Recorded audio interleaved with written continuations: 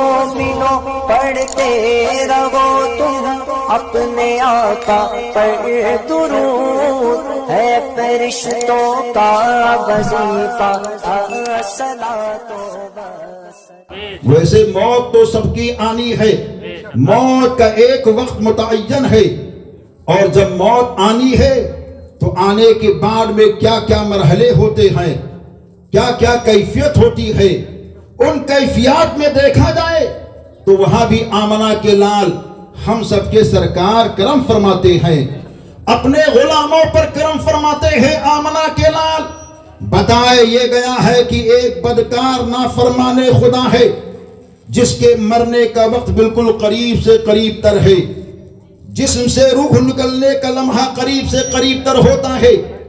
فرشتے ڈراؤنی شکل کو لیتے ہیں، جن کے ہاتھ کے اندر کانٹے دار کوڑا ہوتا ہے، اور ڈراؤنی روپ لینے کے بعد میں اس کے پاس پہنچ گئے جو نافرمان ہوتا ہے اللہ کا، رسول پاک کی بارگاہ کا نافرمان ہوتا، اس کے جسم سے روح کو نکالنا چاہتے ہیں فرشتے، تو پیر پر کوڑے کی مار مارتے ہیں اور کہتے اے ملعون انسان کی روح تو یہاں سے نکل، کیونکہ اسی پیر سے اللہ کی زمین پر چلتا تھا اور رب کی نافرمانی کیا کرتا تھا۔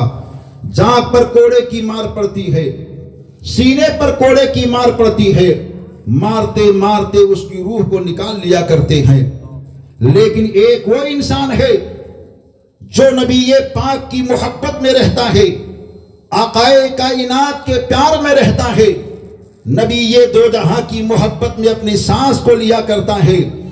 ایسے انسان کے مرنے کا وقت جب قریب ہوتا ہے، فرشتے بنتے ہیں، سنورتے ہیں، نکھرتے ہیں جیسی ان کی شان ہوتی ہے، اور اس کے بعد میں اس انسان کے پاس پہنچ جاتے ہیں تو ایک صوفی بیان فرماتے ہیں کہ پیر سے روح کو نکالنا چاہتے ہیں فرشتے تو پیر سے آواز آتی ہے اے اللہ کے فرشتے ان پیروں سے روح کو نہیں نکال سکتے، کیونکہ یہ اللہ کا بندہ اسی پیر سے اللہ کے گھر مسجد کی جانب جایا کرتا تھا۔ فرشتے وہاں سے ہٹ جاتے ہیں، ہاتھ سے روح کو نکالنا چاہتے ہیں، آواز آتی ہے اے فرشتے ان ہاتھوں سے روح کو نہیں نکال سکتے، کیونکہ اسی ہاتھ سے اس نے صدقہ خیرات کیا ہے۔ فرشتے وہاں سے ہٹ کر کے منہ کے پاس پہنچتے ہیں، آواز آتی ہے اے فرشتے اس منہ سے روح کو نہیں نکال سکتے، کیونکہ اسی منہ سے اس نے قرآن کی تلاوت کی ہے، اللہ کے رسول پر درود کو پڑھا ہے، اسی منہ سے اس نے اذان کے کلمات کو نکالے ہیں۔ فرشتے وہاں سے ہٹ کر کے کان کے پاس پہنچتے ہیں، آواز آتی ہے یہاں سے روح کو نہیں نکال سکتے، کیونکہ اسی کان سے اس نے قرآن کی آواز سنی ہے، مسجد کے کلمات سنے ہیں، نبی پاک کی نعت اور بات کو سنی ہے۔ فرشتے وہاں سے ہٹ کر کے آنکھ کے پاس پہنچ جاتے ہیں اور آنکھ سے روح کو نکالنا چاہتے ہیں، آواز آتی ہے اے اللہ کے فرشتے ان آنکھوں سے روح کو نہیں نکال سکتے، کیونکہ اسی آنکھ سے اس نے گنبد خضرا کو دیکھا ہے، اسی آنکھ سے اس نے خانہ کعبہ کو دیکھا ہے، اسی آنکھ سے اس نے مسجد کے مینار کو دیکھا ہے، اسی آنکھ سے اس نے اللہ کے محبوب بندوں کے مزاروں کو دیکھا ہے، اسی آنکھ سے اس نے قرآن کے پاروں کو دیکھا ہے۔ فرشتے خدا کی بارگاہ میں کہتے ہیں اے مولا تیرا ایک ایسا بندہ ہے جس کے مرنے کا لمحہ بالکل قریب ہے، لیکن اس کے جسم کا ہر حصہ یہ بولتا ہے یہاں سے روح نہیں نکال سکتے، پیر سے آواز آتی ہے یہاں سے روح نہیں نکال سکتے، ہاتھ سے آواز آتی ہے یہاں سے روح نہیں نکال سکتے، زبان کی گویائی کہتی ہے یہاں سے روح نہیں نکال سکتے، کان کی سنوائی کہتی ہے یہاں سے روح نہیں نکال سکتے، آنکھ کی بینائی کہتی ہے یہاں سے روح نہیں نکال سکتے، تو اے مولا تو بتا کہ تیرے اس بندے کی روح کیسے نکالی جائے؟ تو خدا تعالیٰ کہتا ہے اے میرے فرشتوں معلوم ہونا چاہیے میرا یہ بندہ میرے حبیب کا سچا دیوانہ، یہ اٹھتا تھا میرے حبیب کی محبت میں، بیٹھتا تھا میرے حبیب کی محبت میں، چلتا تھا میرے حبیب کی محبت میں، پیتا تھا میرے حبیب کی محبت میں، کھاتا تھا میرے حبیب کی محبت میں۔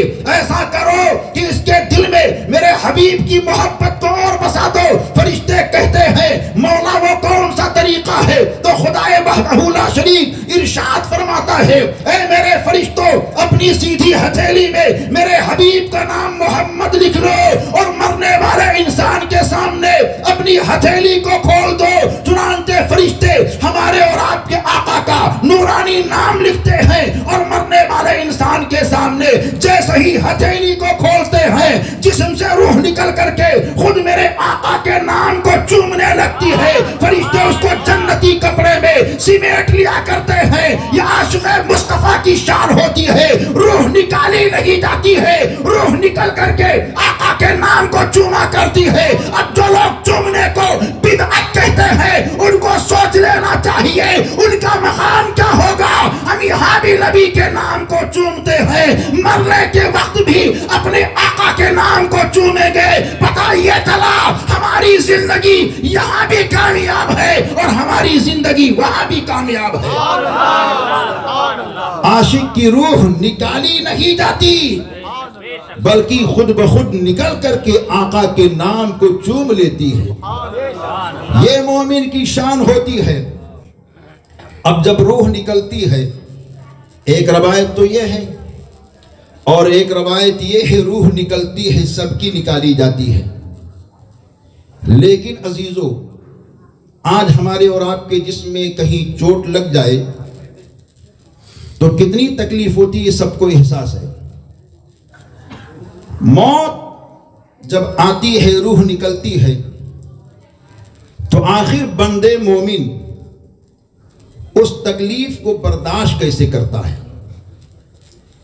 کیونکہ اگر پیر میں چوٹ لگے تو آدمی بے حال ہو جائے اور روح کے نکلنے کے بعد میں جسم کا وجود بالکل بیکار سا ہو جاتا ہے. ہاتھ اپنی جگہ پر, پیر اپنی جگہ پر, جسم کا اکثر حصہ اپنی جگہ پر, حرکت و سکنات کچھ بھی نہیں ہے. تو آخر اتنی بڑی تکلیف کو, اتنی بڑی چوٹ کو مرنے والا کیسے برداشت کرتا ہے؟ جب ذہن میں سوال آئے تو قرآن مقدس کو اٹھاؤ, جواب ملے گا. آتا ہے جواب, سورہ یوسف کو پڑھو. مصر کی عورتوں نے حضرت زلیخا سے کہا تھا, اے زلیخا تو نے ایک غلام کو دل دے دیا. تو حضرت زلیخا کہتی وہ غلام نہیں, وہ تو حسن کا امام ہے. عورتیں ماننے سے انکار کر دیتی ہیں. تو آپ نے کہا اے عورتوں کھڑی ہو جاؤ. ساری عورتیں کھڑی ہو گئی, سب کے ہاتھ میں لیمو اور چاقو دے دی حضرت زلیخا نے, اور حضرت یوسف سے کہا اے میرے یوسف ان کے مابین سے تو گزر جا. حضرت یوسف علیہ السلام کا جیسے ہی گزرنا ہوتا ہے, حضرت زلیخا نے کہا اے عورتوں چاقو سے لیمو کو کاٹو. مصر کی عورتوں نے چاقو چلایا, لیمو تو نہ کٹا, ان کی انگلیاں کٹ گئی. اور جب انگلی کٹ گئی زلیخا نے کہا اے عورتوں تمہیں تکلیف ہوئی یا نہ ہوئی, درد ہوا یا نہ ہوا؟ تو عورتیں کہتی ہمیں ذرہ برابر انگلی کے کٹنے کا احساس تک نہ ہوا. آخر کیوں؟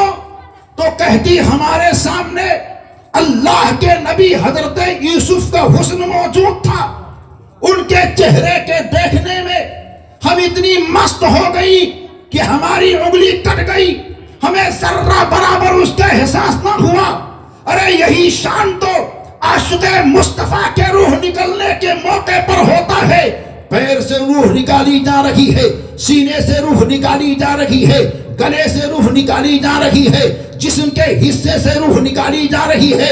اس کے نظر کے سامنے کسی اور کا چہرہ نہیں ہوتا ہے, نبیوں کے نبی کا نورانی چہرہ ہوتا ہے. وہ اپنے آقا کے نورانی چہرے کے دیکھنے میں اتنا مست ہوتا ہے کہ موت کی تکلیف کو بھول جاتا ہے, اور ایسا بھولتا ہے کہ آقا دو جہاں کا نورانی چہرہ اس کے نظروں کے سامنے ایسا چمکتا دمکتا ہوتا ہے کہ برجستہ اسی مستی میں آ کر کے یہ کہتا ہے آ گئے بے سہاروں کے سہارا, آ گئے, آ گئے طیبہ کے والی, آ گئے, آ گئے انیس بے کسا, آ گئے, آ گئے شمس الضحیٰ, آ گئے, آ گئے بدر الدجا, آ گئے, آ گئے ماہ تمام, آ گئے, آ گئے اللہ کے حبیب, آ گئے, آ گئے کائنات کے طبیب, آ گئے. اور سینے پر ہاتھ رکھ کر کے کہتا ہے اے گھر والوں غم مت کرو, اب سہارا دینے کے لیے نبی یہ دو جہاں آ گئے.